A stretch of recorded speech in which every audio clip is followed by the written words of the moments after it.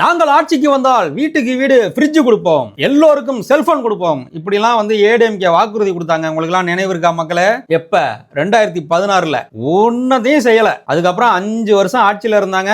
அதுவும் எப்படி இருந்தாங்கன்னு நமக்கே தெரியும். அதுவும் அந்த ஆட்சியை தக்க வச்சுக்கிறதுக்காக என்னெல்லாம் பண்ணாங்க நமக்கு தெரியும். தமிழர் அல்லாதவரும் இங்க தமிழ்நாட்டு அரசு வேலையில சேரலாம்னு சொல்லி கையெழுத்து போட்டாங்க. உதய மின் திட்டத்துல சேர்ந்தாங்க. நீட்டை கொண்டு வந்தாங்க. ஒன்றிய அரசு என்னெல்லாம் கட்டளை போடுதோ அதை அப்படியே நிறைவேற்றிட்டு கிடந்தாங்க. இவங்க இப்ப சொல்றாங்க, இவங்க ஆட்சிக்கு வந்தாக்க கருணை தொகை 10,000 கொடுப்பாங்களாம். எதுக்கு கருணை தொகைன்னு தெரியல. எங்களையா தேர்ந்தெடுத்தீங்க, பாவம் நீங்க, இந்தாங்க கருணை தொகை அப்படின்னு கொடுப்பாங்க போல இருக்கு. பேரை பாருங்களேன், அதுக்கு கருணை தொகையா. அப்புறம் வருஷா வருஷம் பொங்கல் தொகுப்புடன் 1000 ரூபாய் கொடுப்பாங்களாம். இப்பயும் 1000 ரூபாய் தானே கொடுத்துட்டு இருக்காங்க எடப்பாடி சார். ஒரு 1500 ரூபாய் கொடுப்பேன், 2000 ரூபாய் கொடுப்பேன்னு சொல்லலாம், 1000 ரூபாய் கொடுப்பேன் அப்படிங்கிறாரு. அது சரி, நம்ம ஆட்சிக்கு வந்தா கொடுத்தா தானே. அப்புறம் நிறைய கடன்களெல்லாம் தள்ளுபடி பண்ணிடுவாங்களாமா.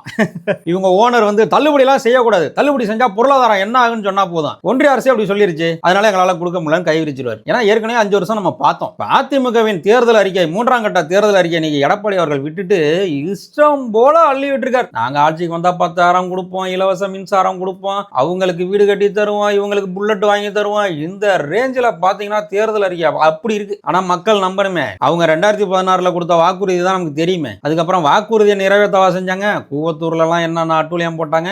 ஆட்சியை தக்க வச்சுக்கிறதுக்காக கொடுத்த வாக்குறுதி எல்லாம் மறந்துட்டு கூவத்தூர்ல குத்தாட்டம் போட்டதுதான் மிச்சமா இருந்துச்சு அந்த 5 வருட ஆட்சியில. இதெல்லாம் மக்களுக்கு தெரியாமையா இருக்கு.